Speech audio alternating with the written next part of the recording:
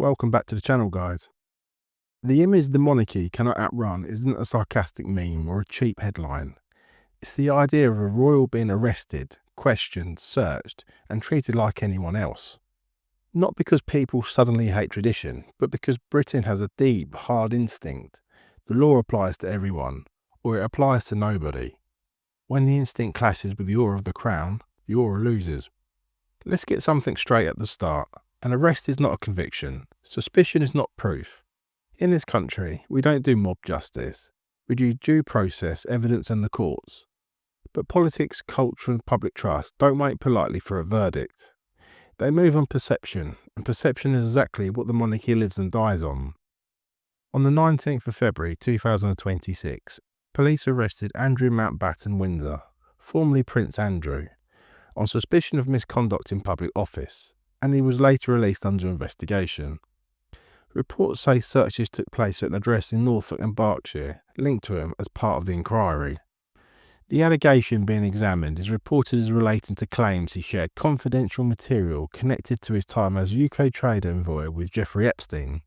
The Crown Prosecution Service will ultimately have to decide whether any charge is authorised.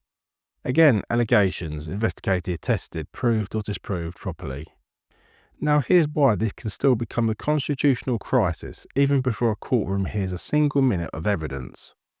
The monarchy isn't held together by armed guards or legal threats. It's held together by consent, habit and a shared national story that says this family represents duty, restraint, service and the continuity of Britain itself. Once the public starts to believe the story is a cover for privilege, the foundation turns to sand. And misconduct in public office isn't some petty paperwork offence. The very phrase screams betrayal of trust. It hits the monarchy exactly where it claims to stand tallest, public duty. It invites the public to ask a brutal question. If the institution exists to symbolise service, what does it symbolise when a senior figure is investigated for abusing a public position? The palace can't manage its way out of this with a neat statement and a carefully timed photo. Police investigations don't do pageantry. They don't care about courtiers, traditions or moving on. They follow evidence, they search properties, they take devices, they speak to witnesses, they map contacts, they test timelines. The process itself becomes a slow public unravelling, and every new detail, true, false, clarified, corrected, drips acid onto the Crown's credibility. Now, King Charles is boxed in. If he's seen as protecting his brother, the monarchy looks like an old boy's network. If he's seen as washing his hands of him, people ask what should have been done years ago, and who knew what and when. Reports have already noted the palace line that the law must take its course, because there is no other safe position when legitimacy is on the line. And here's the danger the palace hates most. This hands Republicans a simple, emotionally powerful argument that doesn't need a lecture on constitutions. They can point to one thing and say, see, the system protects itself. That claim, fair or unfair, spreads faster than any careful legal nuance because it taps into something ordinary people feel in their bones, double standards. Once that feeling takes hold, everything becomes political. Funding, security, residence, titles, the line of succession. What Parliament should review, what should be modernised. The monarchy doesn't usually collapse with a dramatic guillotine moment. It collapses by thousands of sensible cuts until it's reduced to a brand, a tourist act, a ceremonial shell that no longer commands instinctive loyalty. Prince William too inherits the consequences whether he calls them or not. Even a popular future king can't rebuild an institution if the public has decided the institution doesn't deserve moral authority. Young adults don't carry the same reflex of deference, and they won't be talked into by lectures.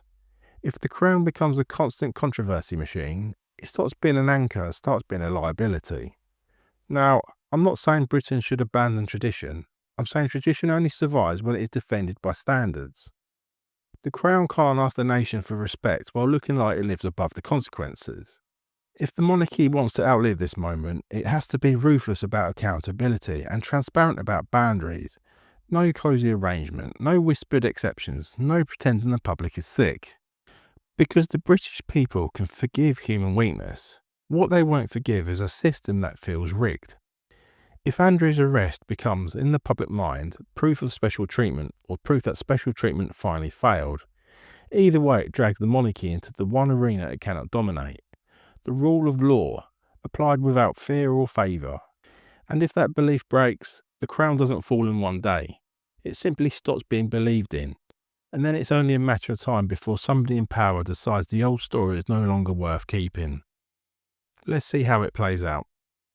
Thanks for watching, guys. If you want more honest political commentary and don't want to miss what's really happening behind the headlines, hit that subscribe button and drop your thoughts in the comments below. And if you'd like to support the channel's independent work, there's a Buy Me a Coffee link in the description.